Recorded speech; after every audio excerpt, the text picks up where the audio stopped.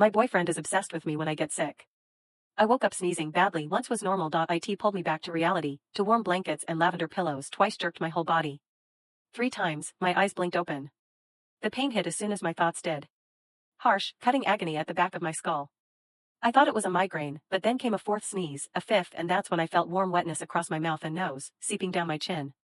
Blood. My blankets and pillows were soaked in deep cardinal red. I found my voice. Daniel.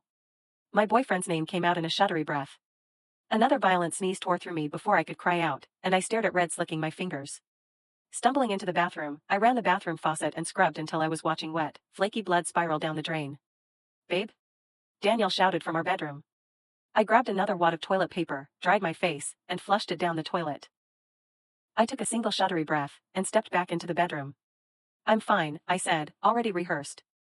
Daniel was a hypochondriac when it came to my health. If I had so much as a headache, he would already be dragging me to the ER. As expected, my boyfriend was already dressed, throwing his coat on. He took my wrist and pulled me downstairs, and then straight to the garage. Where are we going? I asked, when he started the car. Daniel leaned forward, pressing his hand to my forehead. Kyrie, he whispered, grasping my hand. I'm going to save you, okay? Daniel turned to the wheel, his lip curling, like he was disgusted. Tell me if you're going to sneeze again. He reached into the glove compartment and pulled out an old takeout carton. His eyes scanned the road. Sneeze into that. I laughed, but that hurt more. Fuck. Have you gone mad? I whispered. Why do you want me to sneeze into weak old Chinese food? When he didn't respond, I let out a breath. Daniel. Babe. I'm fine. It was just a bad nosebleed. He didn't look at me. We're going to an ENT. At 4 a.m.? I whisper-shrieked. Look, I know it was scary. I was fucking scared. But it stopped. I stopped sneezing, and the pain is still kind of there, but... We stopped outside a looming building with checkerboard windows. Daniel pulled me out of the car, tightening this grip on my wrist. We definitely weren't at the ER. What pain, Kyrie? He whispered, leading me through automatic doors. I was blasted in the face with freezing cold air, and the dull pain continued, creeping across my forehead. It was suddenly too bright. I could barely put one foot in front of the other as he pulled me to the front desk. A woman with a wide smile greeted us. Good evening, she said, nodding at Daniel. She didn't even look at me. How may I help you? My girlfriend is. Daniel's voice bleed into a frenzied hiss.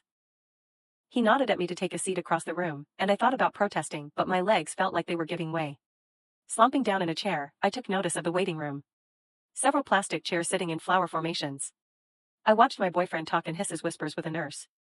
With Daniel occupied and my phone at home, I resorted to counting ceiling tiles, my head tipped back, counting under my breath, until a boy around my age slumped down next to me. He was already casting red flags, wearing nothing but a hospital gown, and dragging along in 4. Don't say anything, he muttered, just pretend not to notice me. I did, a shiver creeping down my spine. They're going to take us out, you know, he whispered. They already tried with me, but I'm resilient. He sneezed violently suddenly, swiping blood from his nose, his lips curling into a grin. I'm too strong. Jasper. I glanced up. A woman hovered over him, arms folded. She yanked him up by the collar of his gown, shooting me a look.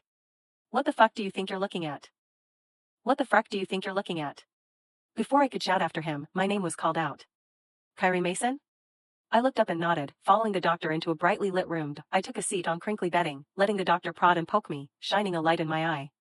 Daniel hovered behind him, his expression dark, lips twisted. After a while, the doctor stepped back. He prodded my neck, feeling along my lymph nodes. Mr. Jones, you reported the vessel as awakening. He leaned forward, frowning. But your partner seems to be very much still asleep. No, Daniel gritted out. No. You said when she starts sneezing, I said, it's a possibility that the original body will sneeze out the placeholder. The doctor sighed. It's a false alarm, I'm afraid. He turned to my boyfriend, as the word vessel sliced through my thoughts. I can remove the substitute, he said. However, it may damage Kyrie's brain function. I don't care. Daniel hissed. Get it out of her. Now. I'm sick of playing pretend. I'm sick of pretending that thing is her. The doctor wore a patient smile. You bought the stray, Mr. Jones, he said, to take the place of your brain-dead girlfriend. Strays are still human beings, lost souls that we have given a purpose. They may not have a body of their own, but they're still alive. They still think, breathe, and hurt. His fingers traced my neck, and my body froze up. Be patient, Daniel. When Kyrie awakens, I will happily remove the placeholder.